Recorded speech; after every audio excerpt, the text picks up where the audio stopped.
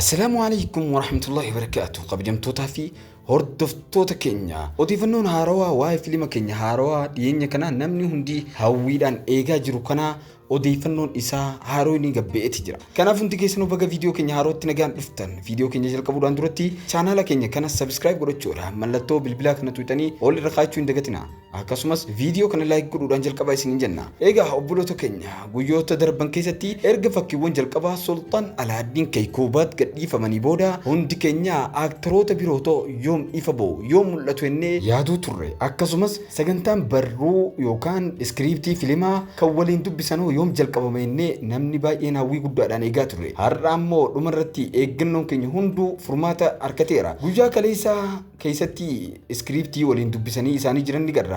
Viidiyoon baay'ee namatti tolu kan dhaabbata Boosdaagiitiin gadhiifameera. Viidiyoon haaraa kanaan guutumatti dhaabattoota yookaan aktoroota fi daayirekteerota fiilma kanaa bakka tokkotti walitti qabamanii yeroo jalqabaaf barruu fiilmii kanaa yookaan iskiriiptii fiilmii kanaa waliin osoo dubbisaa jiran ifatti agarsiifameeti jira.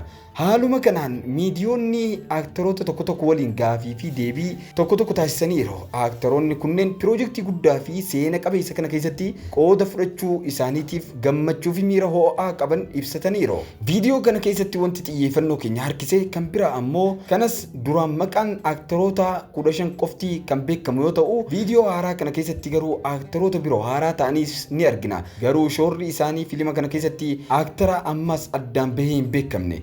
Akkuma shoorri isaanii kun ifa ta'een odeeffannoo isaa guutumatti qabannee isiniif nan dhiyeessa. Fiilmiin kun seenaa Sultaan Alaaddiin Keekoobaat isa mana hidhaa keessaa kaasee hanga teessuma mootummaatti ol ba'uuf kan godhame bal'inaan nuuf ibsa. Akkasumas oomisha kanaan jaalala qabsoo fi aangoo iccitiiwwan haramii fi hunda caala ammoo tiksuu teessuma mootummaa fi dhimmoota masaraa keessaa irratti seenaa kanaan dura bifa kanaan namatti hin himamne hunda kan of keessatti qabatee namaaf ibsu ta'uun ni dhiyaatee ni ti'anna. Egaa kabajamtoota hordoftoota keenya isin hoo fiilmii Ashk Vetaat yookaan jaalalaa fi teessoo kanaaf daawwachuudhaaf qophiidha. Fiilmii haaraa kana ni hordoftu.